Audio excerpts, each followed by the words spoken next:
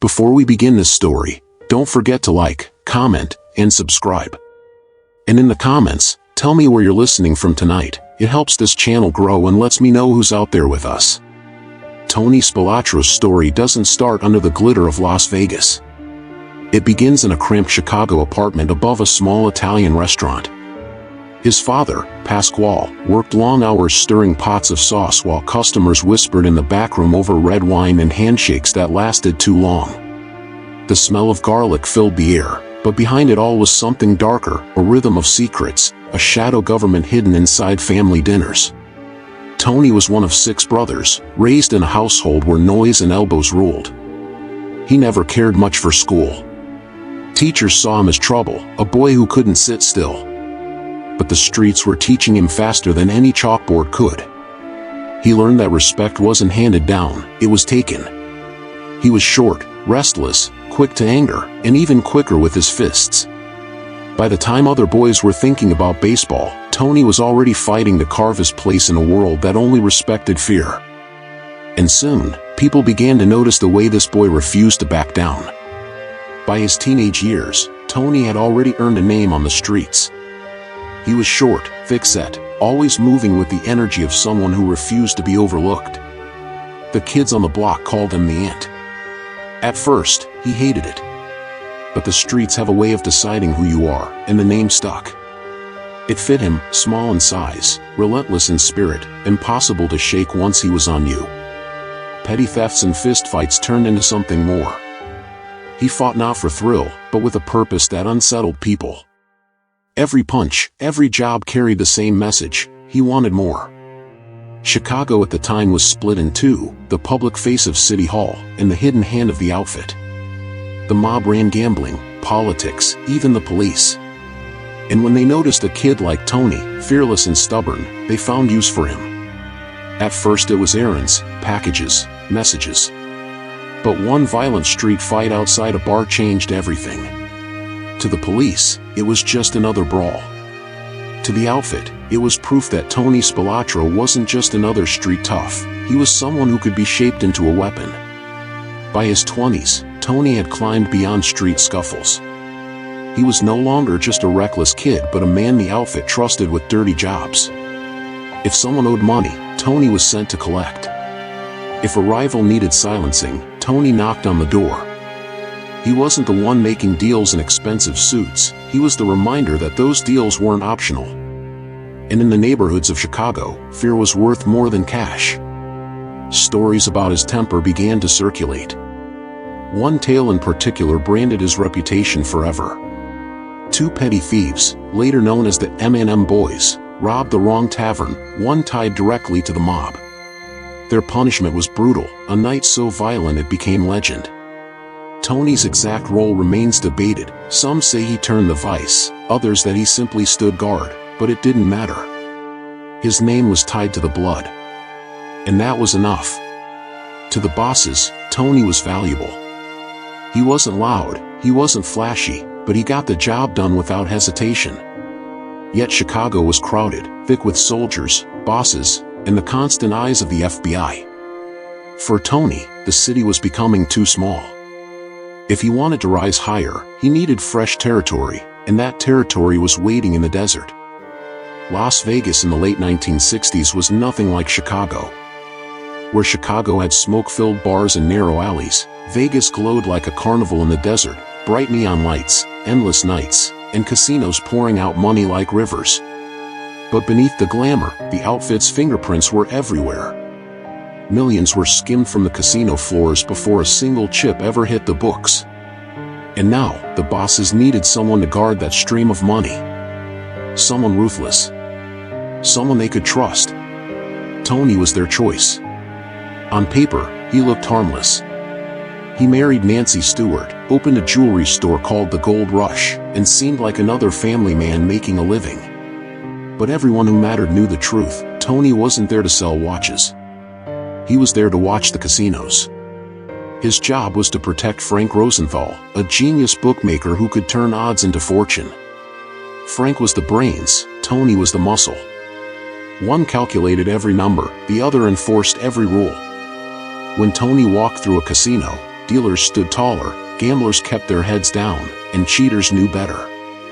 Vegas had its lights, but the shadows now belonged to Tony Spilotro. Tony wasn't content just guarding Frank's casinos. Vegas was too wide open, too full of easy marks, for him to ignore.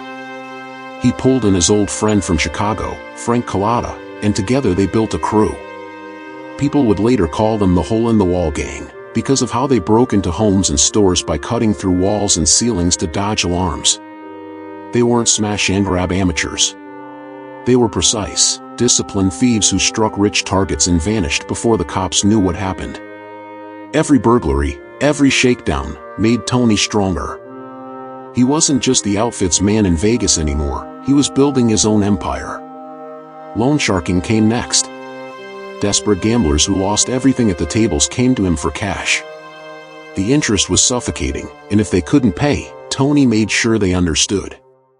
Sometimes it was a beating, sometimes worse. Out in the desert, holes were dug for those who crossed him. On the surface, Vegas was champagne, dice, and neon skies. But beneath that glitter, Tony ruled through fear. He was everywhere, on casino floors, in quiet alleys, in whispered warnings. For a time, he was untouchable. For all his power, Tony couldn't control everything. At home, Nancy lived half in fear, half in denial, raising their children while wondering if her husband would come home each night. And then came the mistake that even men in the mob whispered about, Tony's affair with Jerry Rosenthal, the glamorous but unstable wife of his partner Frank. In their world, touching another man's wife, especially a partner's, wasn't just reckless. It was suicidal. Frank Rosenthal was the brain behind the money, a man who could spend hours studying betting lines and never flinch. Cold, precise, always calculating. Tony was his opposite, hot-blooded, impulsive, violent. Together they had balanced each other, but the affair poisoned everything. Frank needed Tony's muscle, but he could never forgive the betrayal. The bond that made them strong began to rot from within. At the same time, the FBI's shadow grew longer. Agents tracked his movements, took photos from across the street, and tapped phones. Tony's violence had made Vegas tremble, but it also brought heat the outfit never wanted. And while he strutted through casinos in his tailored suits, flashing gold jewelry, the truth was closing in. The walls were tightening, even if he refused to see them. The storm hit in 1981. Tony's Hole-in-the-Wall Gang planned a burglary at Bertha's Gifts and Home Furnishings. They cut through the roof, ready to strip the place clean. But this time, police were waiting. It was a setup, and the gang walked straight into it. Arrests were made, headlines splashed across papers, and for the first time, Tony's shadow empire was dragged into the light. The FBI wasted no time. They leaned on Frank Collada, Tony's old childhood friend, his closest ally since Chicago. Facing years in prison and already fearing Tony's temper, Collada broke. He flipped, telling the government everything: burglaries, murders, extortion, even the desert graves. For Tony, it was the ultimate betrayal. His entire life was built on loyalty enforced by fear, and now one of his own had turned against him. Still, Tony refused to show weakness. He strutted through casinos, still in sharp suits, still carrying himself like a king. But behind that mask, paranoia was eating him alive. He accused men of being informants, sometimes punishing them brutally. The bosses back in Chicago were watching closely, and for the first time, they began to wonder if Tony Spilotro had become more trouble than he was worth. By the mid-1980s, Tony's empire was crumbling. The Hole-in-the-Wall Gang was shattered after Bertha's. His marriage with Nancy was hollow, filled with distance and unspoken fear. His affair with Jerry Rosenthal had turned Frank from partner to bitter enemy. And back in Chicago, the outfit bosses were losing patience. They wanted Vegas quiet, smooth, and profitable. Tony had made it loud, chaotic, and messy. On the casino floors, he still walked like he owned the place, but the reality was different. Nevada authorities blacklisted him from entering casinos. The FBI followed his every move, snapping photos, writing reports, building cases. Friends who once stood close began drifting away, afraid his downfall would pull them under. Even his younger brother Michael, who had lived a quieter life, was drawn deeper into Tony's storm. But Tony couldn't change. Violence was the only language he trusted. If someone whispered against him, he lashed out. If someone owed money, he pressed until bones broke. He believed fear was still enough to hold his world together. What he didn't see was that the fear was no longer protecting him, it was isolating him. And in the mob, isolation was a death sentence. By 1986, the outfit had made up its mind. Tony wasn't an asset anymore, he was a liability. He had brought too much heat, too many headlines, and too many problems. The bosses didn't argue or shout, they simply passed down the quiet order that his time was up. But Tony, blinded by his own legend, thought he was being called back to Chicago for a promotion. He believed all the blood, all the years of service, all the loyalty would finally earn him a seat closer to the top.